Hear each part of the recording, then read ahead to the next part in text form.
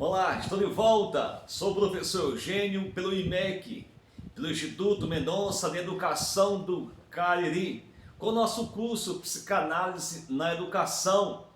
Fizemos várias abordagens, discutimos o tema na aula anterior e creio eu que ficou o conteúdo, creio eu assim piamente que você ficou refletindo tudo aquilo. E hoje eu volto aqui e convido você a mergulhar na psicanálise, essa corrente da psicologia. Hoje vamos apresentar o segundo módulo, que é técnicas da psicanálise, ou seja, quais são as técnicas, os pilares da psicanálise. De que forma que Freud, Lacan, entre outros, usa essa ferramenta como grande coadjuvante no dia a dia, que pode ser usado no dia a dia, no cotidiano, na educação, em sala de aula, na própria vida, no seu próprio eu, na sua própria existência. A psicanálise, ela é muito profunda. A psicanálise, eu costumo dizer, eu mesmo digo que a psicanálise está muito ligada à essência da alma. É uma ciência, é uma técnica que anda muito atrelada ao cotidiano, aos nossos sentimentos, ao nosso dia a dia, ao nosso jeito de ser, ao nosso existencial, ao nosso pensar, às nossas crises, às nossas descobertas, os nossos limites, enfim. A psicanálise, ela envereda um caminho e nos direciona, nos leva ao patamar, a uma reflexão da própria existência e as nossas qualidades, aquilo que nos limita e aquilo que nos faz voar, aquilo que nos faz mergulhar em águas mais profundas. A psicanálise tem essa grande vantagem. A psicanálise, ela mergulha no teu eu, na tua alma, na tua essência, no teu espírito. É uma técnica muito simples, ao meu ver, é uma técnica muito simples, é uma ciência abrangente, é uma ciência simples, aberta a todos e faz com que você, de uma maneira sutil, de uma maneira bem simples, mergulhe no seu próprio eu e também descubra quem é o outro. E assim melhor conviver com os demais. Essa é a intenção desse curso. Fazer com que você se ache, você se encontre, fazer com que você se entenda, fazer com que você se reconheça, fazer com que você nas suas crises, fazer com que você, nas suas descobertas, possa se aprimorar, possa se moldar, lapidar, cada vez melhor, para o bem e ser o melhor. E nunca se arrepender de dar o melhor de si. A psicanálise, ela é um método de tratamento de transtornos mentais. A psicanálise, ela é envereda por esses métodos aonde vai averiguar, descobrir, investigar os transtornos mentais. Moldado pela teoria, a psicanálise é ela que foi fundada por Dr. Sigmund Freud, austríaco. A partir das suas investigações em ver algumas histerias, as crises de histeria, ao ver as crises, os surtos psicóticos, ao ver seus pacientes, ele começa então a detectar, começa a descobrir então que através do acompanhamento investigativo, ele é capaz de detectar, ele é capaz de descobrir onde está o problema.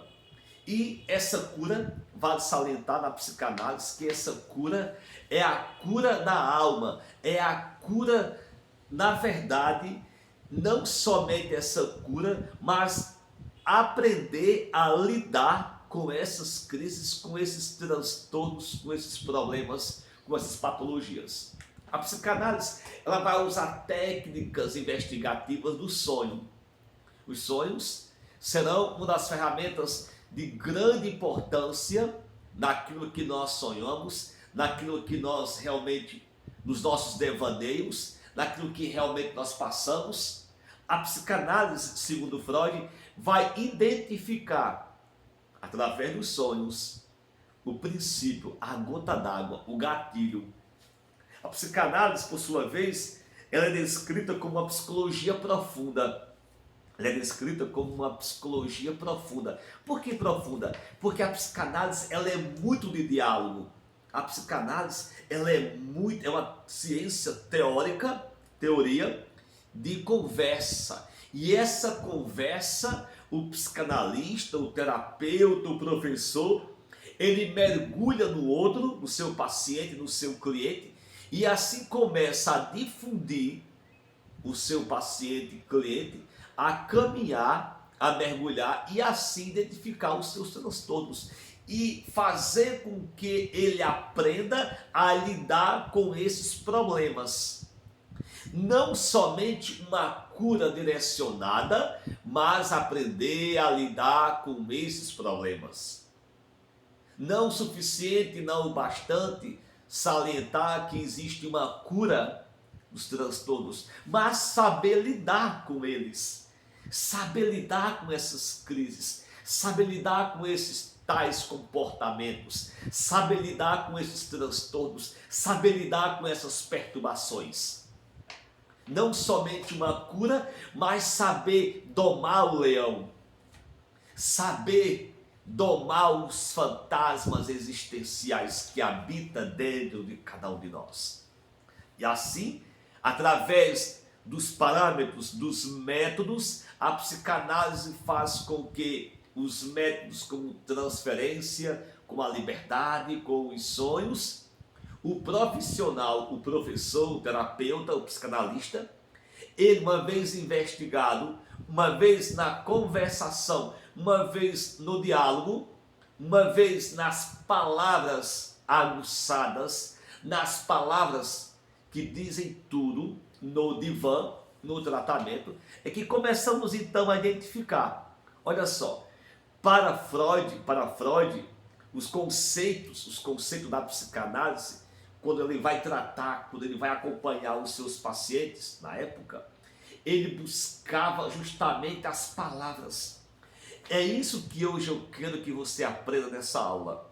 A identificar as palavras, a identificar aquilo que sai da boca do indivíduo, aquilo que sai da boca da criança.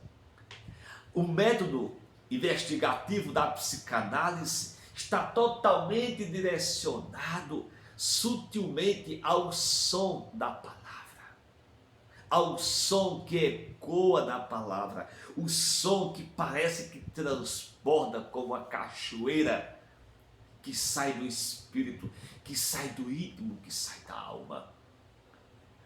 A técnica da psicanálise de levar o indivíduo como quem viaja em águas mais profundas e fazer com que ele possa se deleitar diante das suas crises, das suas dores, e ali ele expressar em palavras mais sinceras aquilo que está passando. Assim, as crianças, dessa forma, elas apresentam sinceridade e verdade em suas palavras. As crianças costumam ser sinceras. Na verdade, as crianças são sinceras. Eu faço questão de relatar um episódio. Eu me lembro que eu tinha uns 19 anos e eu tinha uma namorada. É interessante eu comentar isso na aula, mas eu sempre conto como um exemplo, não de maneira alegórica, mas direta. E essa namorada, ela tinha tido um problema facial, uma paralisia facial. E ela era bonita, ainda hoje é bonita, só que ela tem uma parte do rosto um pouco mais levantado e o outro menos levantado.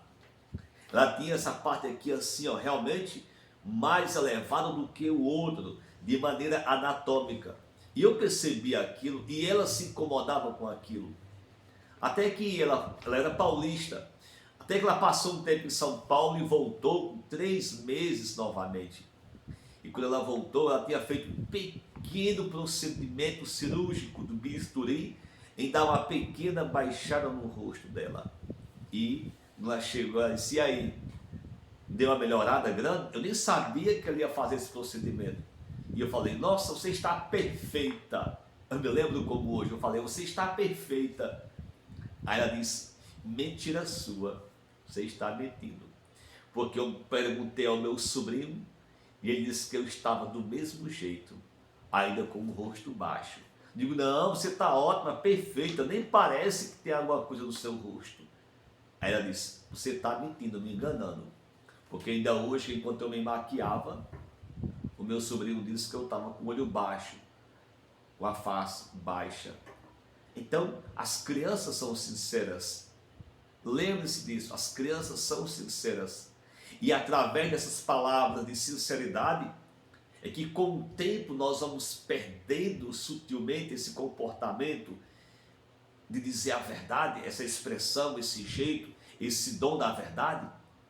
Não estou aqui dizendo que você aprendeu a mentir ou que você virou mentiroso ou mentirosa com o tempo. Mas com o tempo nós escondemos a verdade. Com o tempo nós ocultamos a verdade para poder, até quem sabe, poupar. É através das palavras que nós poupamos. Também é através das palavras que nós no auto punimos ou punimos os outros. É através das palavras investigativas que o profissional, o terapeuta, o psicanalista, o professor, ele vai identificar realmente acerca da verdade, da mentira, das pulsões, das crises sentimental, afetiva, com a palavra realmente que tem poder, não somente aquela palavra que ecoa na eternidade, mas o poder que a palavra tem de decifrar, de dizer realmente o que estamos sentindo, o que estamos passando, as pressões psicológicas no dia a dia. Quando Freud ele apresenta uma técnica através da palavra, ele é muito prático. Freud ele é muito sincero também em dizer que a palavra tem realmente consonância com os sentimentos. A psicanálise, vou aqui reforçar para você, a psicanálise é um ramo clínico, teórico, que ocupa em explicar o funcionamento da mente humana, ajudando a tratar os distúrbios. A teoria da psicanálise, também conhecida como teoria da alma, é assim que foi dita, é assim que o neurologista austríaco, Dr. Freud, é assim que Freud explica em dizer que a psicanálise estuda a essência da alma. A psicanálise, ela estuda profundamente, de maneira salutar, de maneira respeitosamente, as nossas crises, as nossas infantilidades, os nossos comportamentos inexplicáveis, a pulsão do comportamento da palavra, a pulsão repetitiva das nossas falhas e atos falhos já pré-existentes no nosso subconsciente. O ato falho da palavra já totalmente já feito e prescrito no nosso eu, aquilo que está lá dentro. É assim que Freud apresenta hoje a psicanálise como teoria da alma. Por que teoria da alma? Porque ela vai investigar, ela vai realmente, como nós costumamos expressar, dizer no ditado popular no Nordeste, cutucar, vai cutucar a alma. Por isso, algumas pessoas, todavia, entretanto, nem precisa ser mexida, cutucada.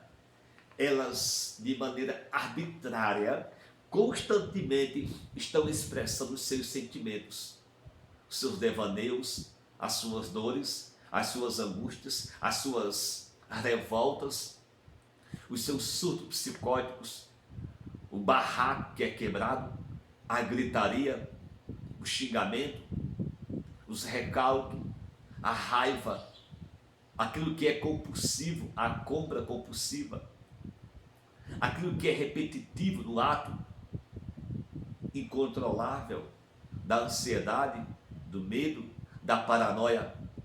A psicanálise ela faz com que você conheça a si mesmo e as suas crises, os seus problemas, eles não somente sejam resolvidos, mas tenta ela, a teoria da psicanálise, fazer com que você entenda a você mesmo e saiba lidar com o leão que habita dentro de você.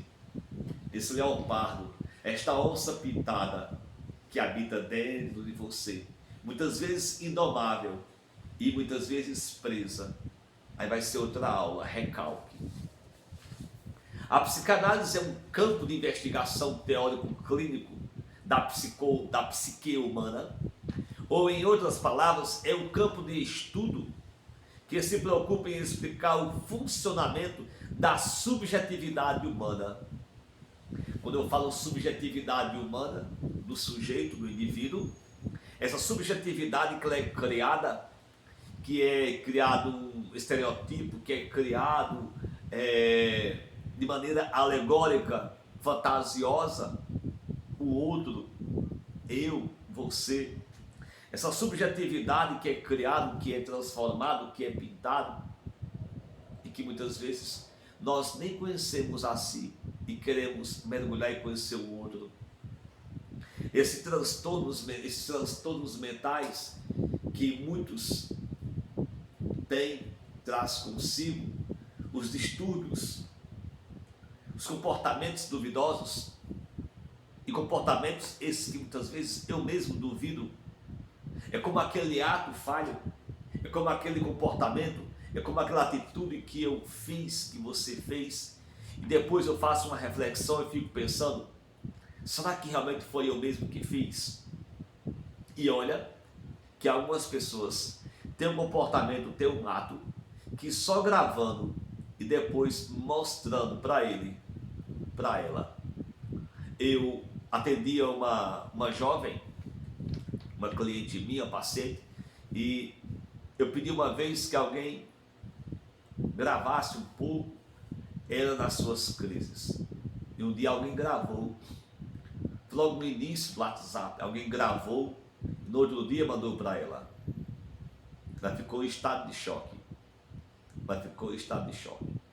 Não porque estava sob o efeito colateral do álcool, mas não era tanto esse álcool, mas porque esse comportamento, porque essa revolta, porque os atos bizarros, porque as palavras mais delinquentes, porque as palavras de mais baixo calão eram pronunciadas na sua boca. O que é que tinha realmente no seu subconsciente? O que é que estava guardado no seu inconsciente? Que fantasma é esse que muitas vezes nos acompanha dentro do nosso subconsciente e nós desconhecemos? Ou por que nós temos tanto medo desse fantasma desconhecido? Ou por que nós damos tanto lugar ao outro como quem uma personalidade coadjuvante paralela em querer nos acompanhar? Ou por que não ter total controle e equilíbrio das nossas pulsões e dos nossos comportamentos, da nossa índole, da nossa personalidade, das estigmas comportamental que está agregado a nós? Por que esse campo tão extenso? Por que esse campo é tão vago, desconhecido e que muitas vezes eu não sou capaz de controlar ele? Esse fantasma que me assusta, não dentro de uma atmosfera de terror, de filme de terror, de fantasma, mas os fantasmas desconhecidos que eu não tenho controle sobre ele ou sobre eles. É dentro desse método investigativo, é dentro desse método psicanalítico que eu vou investigando o outro, como também a mim, as minhas fantasias, as minhas vontades, as minhas paranoias, as minhas insistências, as minhas persistências.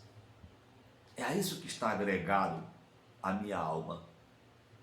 Na psicanálise, volto para a síntese. A psicanálise são utilizados dois métodos profundos, fundamental, para que o resultado da análise seja positivo. Um são as associações livres ou espontâneas, e a outra é a análise dos sonhos. Então, a associação espontânea ou motivada, livre do comportamento, é quem diz de fato quem eu sou. Eu postei no nosso grupo e comentei na outra aula que, brincando, a gente pode dizer tudo. Não é isso? Segundo Freud, brincando, podemos dizer toda a verdade. E aquilo que é feito, aquilo que é dito, aquilo que é praticado de maneira espontânea, verdadeiramente ali é a verdade. Aquilo que é forçado, aquilo que é simulado, aquilo que é treinado, aquilo que é preparado conscientemente, não é real ou verdadeiro. Mas aquilo que é dito, como quem o Chaves, né? Foi sem querer querendo, ali é o real.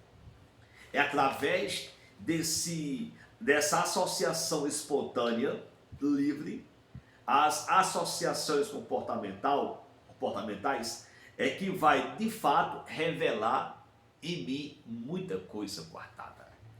A espontaneidade, ela revela tudo que está em mim. A minha espontaneidade revela não somente o meu caráter, a minha índole, mas também até onde eu consigo ser eu mesmo.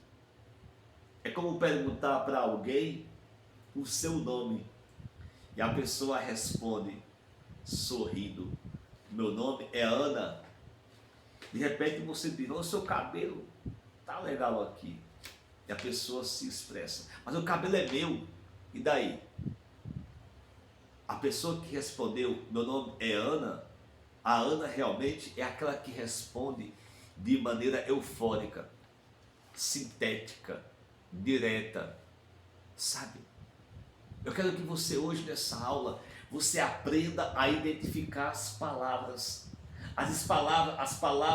ditas, pronunciadas espontaneamente.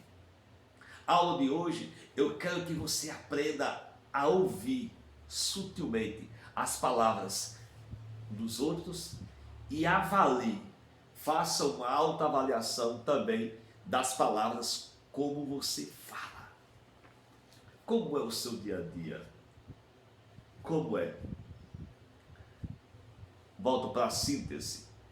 Técnicas psicanalíticas, o psicanalista, o professor, usa várias técnicas como incentivo para o cliente desenvolver os incêndios sobre seu comportamento e o significado dos sintomas, incluindo borrões de tinta, parapraxia, associação livre, interpretação, incluindo também os sonhos. A maior ferramenta, a maior técnica e método da psicanálise são os sonhos. Os sonhos repetitivos que nós temos. Eu tenho certeza que você deve ter sonho repetitivo. Eu conheço pessoas já chegando na terceira idade que diz que tem sonhos repetitivos desde a sua infância. E aqueles que têm sonhos repetitivos e não conseguem concluir o sonho, já pensou? Tem sonhos repetitivos e não consegue concluir, terminar o sonho. Eu conheci alguém que dizia que sonhava há muitas décadas, sonhava um sonho repetitivo e nunca terminou de sonhá-lo. Justamente como quem infindável, justamente como quem não se permite, ou algo o assombra ou amedronta, e não permite, não deixa-o prosseguir na vida, e isso reflete nos sonhos.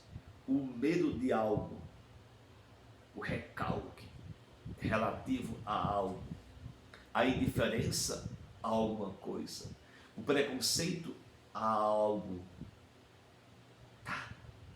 O medo de alguma coisa.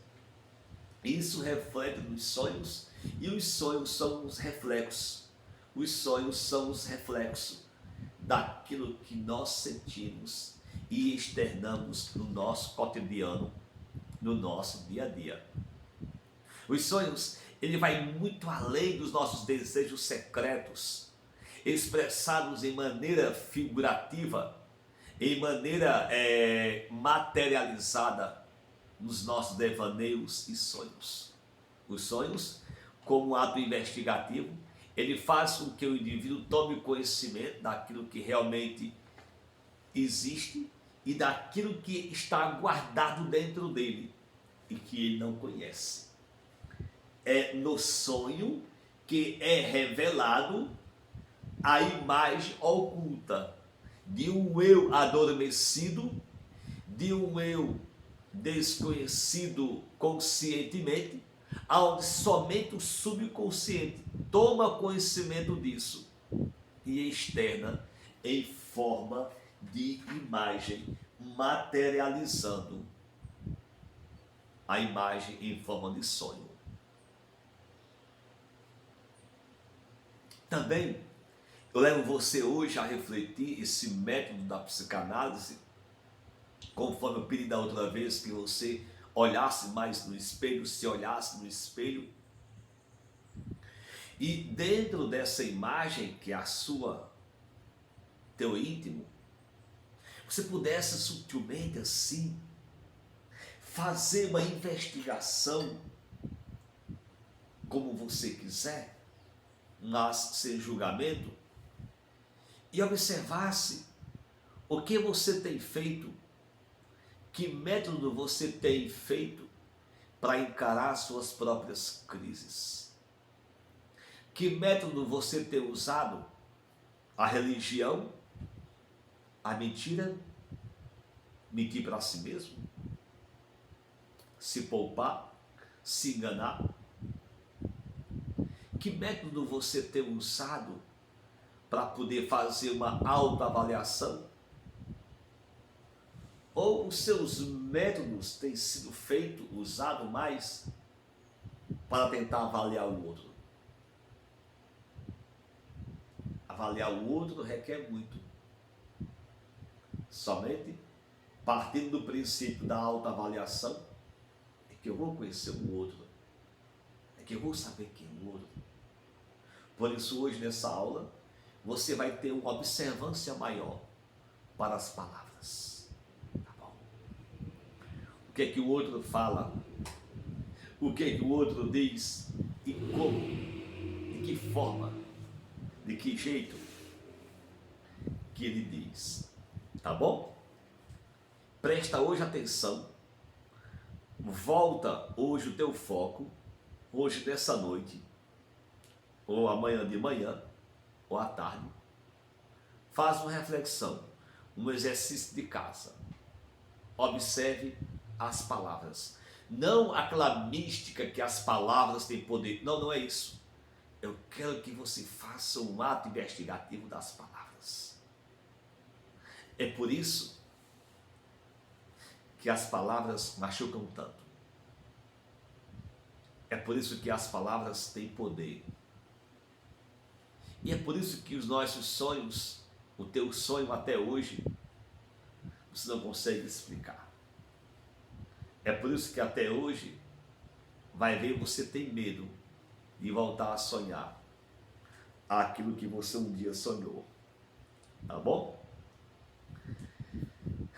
Logo mais, teremos uma aula aqui ao vivo, no Google Meet, no Meet, tá bom? No Meet vamos conversar. Nossa aula ao vivo, vamos discutir esse assunto. Tá bem? Até lá, te aguardo na aula ao vivo. E até lá. Obrigado e faça essa grande reflexão. Até mais.